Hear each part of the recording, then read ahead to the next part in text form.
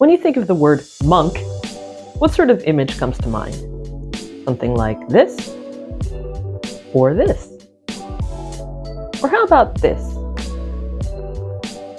In this video, I will briefly review a book that claims to teach us modern-day lifers how to apply monk-like wisdom to our everyday lives. My question is, does it deliver? Let's talk about it.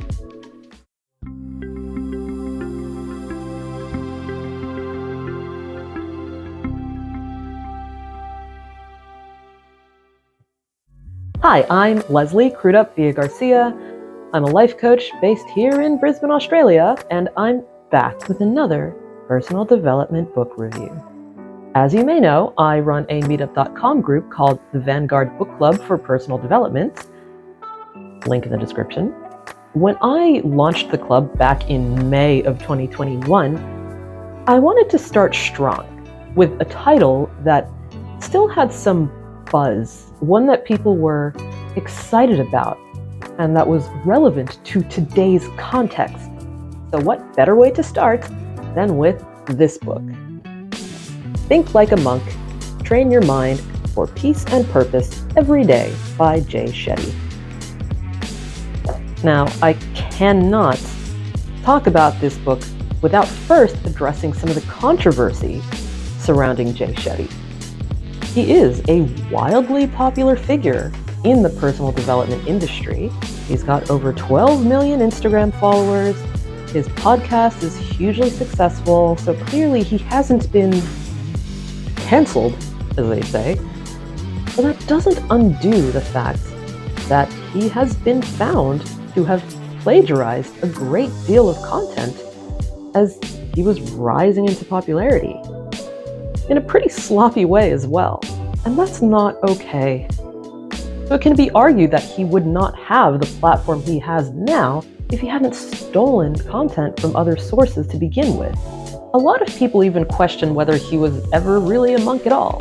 Did he really spend 3 years in an ashram? And if so, what was he actually doing there?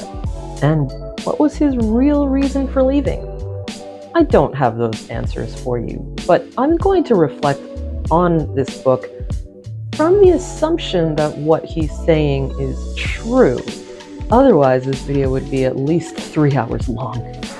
What these controversies say about the validity of this book is in some way almost irrelevant, because while there are things I like about the book, some of the things I don't like track with that history of dubious behavior.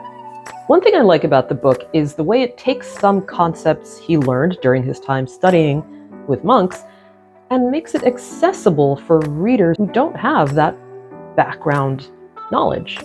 Example, many of us are familiar with the concept of the monkey mind, that way of thinking where we sort of jump around from thought to thought, from task to task, and never really go deep into anything or get much done because we're too easily distracted. In the introduction, he contrasts characteristics of the monkey mind with related characteristics of the monk mind. For example, the monkey mind craves short-term gratification, while the monk mind is more interested in long-term gain. The monkey mind likes multitasking, the monk mind focuses on a single task at a time, and so on. And this is a nice way to visualize some aspects of our thinking that we might want to control and compare them to what is possible when we do have control of our thinking and our behaviors. And that sets the tone well for the rest of the book. I also liked that he included a number of try this tasks for readers to practice some of the techniques that he outlines and reflect on the reading in an active way. And that's a good way to get concepts to stick, to keep you from getting to the end of the book and going, okay, that was nice, and tossing it aside and then never thinking about it again. Like when he writes about the ego, for example, page 108. It's accompanied by an exercise to practice detaching from your ego. There's a really nice try this section on everyday gratitude practices, stuff on relationships, some journaling prompts. It's a wide variety of things. And if you're the type of person who really likes to engage with a book's content as much as possible, you might really dig those exercises. Overall, I think that this was the perfect book to launch my book club with, not because it's amazing or anything like that, but because it brought together so many concepts that are often covered in personal development writing, kind of like a one-stop shop or a starter book for people just getting into the genre, for better or for worse. It was almost like a preview of topics that we would be covering through our discussions of other books. But that fact, while it did benefit us at the time, is also one of the drawbacks of the book. Think Like a Monk doesn't really offer anything particularly new to the personal development genre, which may be really annoying to some people, especially if you've read a lot of this kind of content. But that doesn't mean that reading it is a waste of time.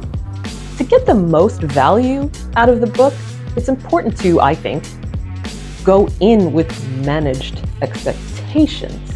It is kind of to brand it so heavily as a lesson in monk-like thinking, because the truth is, Jay Shetty is not a monk.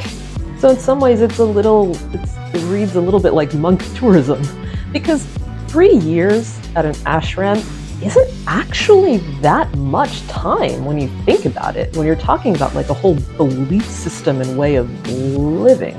So if you're looking for any significant level of education about how to be more monk-like, this is probably not your best resource. I would have liked to have read more about the belief system underlying his practice at the ashram. I feel like he relies a little too heavily on the image that the general public has about monks as, beacons of ultimate wisdom. But the truth is that not all monastic organizations are the same, even in terms of ethical practices.